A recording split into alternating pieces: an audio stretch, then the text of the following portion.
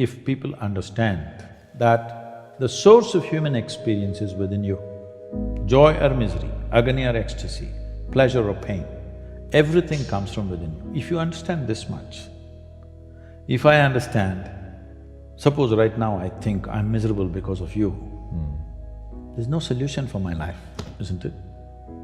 Because all you have to do is walk in front of my home, I will become miserable. So simple it is. You don't have to kill me, you just have to walk around in front of me. I will die within myself every day. If I understand the source of my joy and misery are within me, then you know what's the obvious choice? Joy. It's the obvious choice, isn't it? So this one fundamental thing has to get across to all the human beings on this planet. Your experience is entirely determined by you. This is what the word karma means, unfortunately. It's become something else here. Karma means action. That means when we say your life is your karma, we are saying your life is entirely your making, 100%. What happens in the world, there are many, many forces involved. What happens within me, it's 100% me, 100%, isn't it?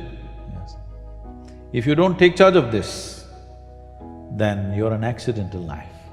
When you're an accidental life, anxiety is very natural. Natural, isn't it?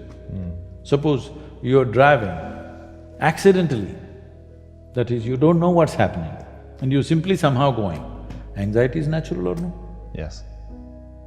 Any accidental movement creates anxiety. So this is why consciousness means this, that you have taken charge of the instruments of life, which on most fundamental level is our physiological and psychological space. You've taken charge of this. Now your health, your happiness, your joy, your ecstasy, your misery, everything is in your hands. You exercise them as you want. What do you tell people about responsibility? It's just your ability to respond. You have to make up your mind. Do you want to retain your ability to respond to every situation that may arise or may not arise in your life? Or do you want to surrender your ability to respond? This is something everybody should make up their mind on. Do you have practices to keep yourself so open and so joyful? Life is an openness. Death is closing, isn't it? Death is a closure. Life is a possibility. If you're just alive, everything is open. Tell me, can you be alive? Suppose you don't like me. So you don't want to inhale what I exhale. Stop breathing and exist for some time, let me see, possible? Yes. Without breathing. For a little while. How is little… how much is little for you? To hold my breath? Yeah. I don't know, 30 seconds? 10 seconds, 10 minutes? Definitely not 10 minutes. So I'm saying, if you don't like me, your dislike will not go away in 30 seconds, isn't it? Yeah, for sure. Suppose I hate you, I don't want to breathe, inhale what you exhale. I will die within myself, isn't it? Yes. This all people are doing to themselves. I like this guy, I don't like that guy, this is somebody I love, that's somebody I hate, this is belongs to me, this doesn't belong to me. They're just killing themselves step by step. They are planning to die in installments. If you want to live, here you are. You must make up your mind whether you want to live or you want to die. You want to know the certainty of death in life. This is called belief, this is called belonging, this is called identification, because you are trying to find the certainty of death in the seamless process of life. See, pain is physiological, it's there. If there's no pain, most people would not even know how to protect themselves. See, just because there's no pain in this, see what all you have done to it, isn't it? See, there's no pain in this, so that's why you took it off. If there's no pain in your nose, maybe you would have taken it off. Because there are many advantages, you will take in about 22% extra oxygen if you just remove this one thing, contraption.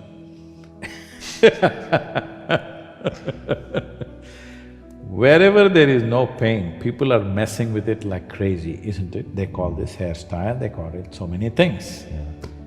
Suppose there was no pain in the entire body in Los Angeles, people would pull out their stomach bag and you think they wouldn't do it? No, I probably would. Only pain is helping them to preserve themselves, isn't it? So pain is good. There's no physiological pain. Most people would not know. I hear in United States there's one group, they call themselves something, I forget that word. They're actually cutting their fingers off, their hands off on the video. Whoa. They're posting it online. There's a group like that. Whoa. Can you imagine this? No. In spite of so much pain, if there was no pain, almost everybody would have cut themselves off in the name of fashion, they would have cut themselves into ribbons. Wow. So pain is a good thing physically, because that is your preservation, self-preservation mechanism. But suffering is something that you do in your mind. So pain that happens in your body, you take it in your mind and multiply it 1,000 times or 1,000,000 times, depending on how capable you are or how stupid you are, and suffer it 1,000,000 times over. Right now, most human beings are like this. What happened 10 years ago, they can still suffer.